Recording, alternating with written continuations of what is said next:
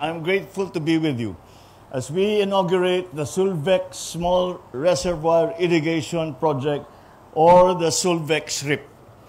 It is a more than 900 million peso project that includes the Sulvec Earthfield Dam, which is the first impounding dam to be constructed here in our province. Ang proyekto pong ito ay makakapagbigay ng patubig sa higit na 1,000 magsasaka sa lugar na ito. Kaya po ang mga magsasaka natin ay makakaasa na magiging mas maganda at marami pa ang kanilang aanihin. The implementation of this may have been long and laborious, but knowing how many communities will benefit and how much impact it will make on their day work, it is impossible not to be excited and happy. This project is a testament to Filipino mark of excellence, which has contributed significantly to our efforts in rebuilding our nation and providing a better environment for the next generations.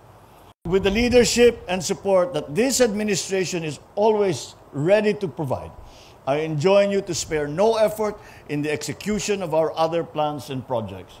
So let us exhibit how government works under the banner of Bagong Pilipinas.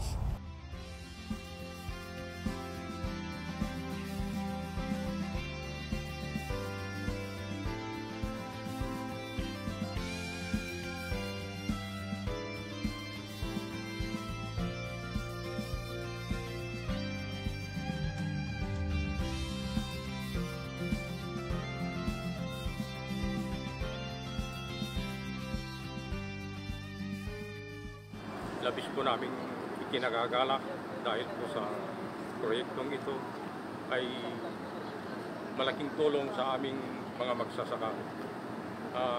Nagpapasalamat kami sa mahal na Pangulo dahil ang mga pangarap naming patubig para sa aming mga kabukiran ay naibigay na.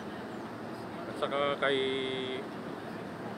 NIA Administrator Engineer Eddie Guillen,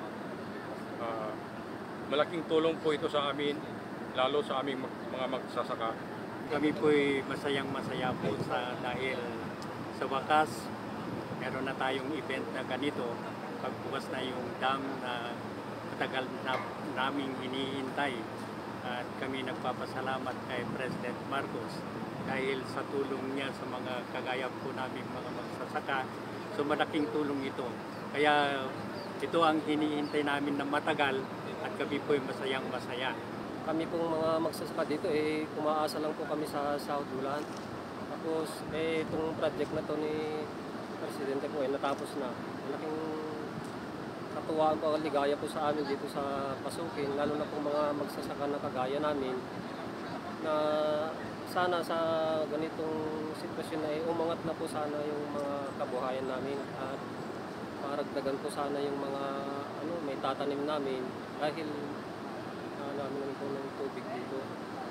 At maraming po kay President po, marami pong salamat sa biyayang binigay niyo sa amin, lalo na at nararamdaman po namin ang pagmamahal ninyo sa magsasaka at sana po umangat po ang kabuhayan namin.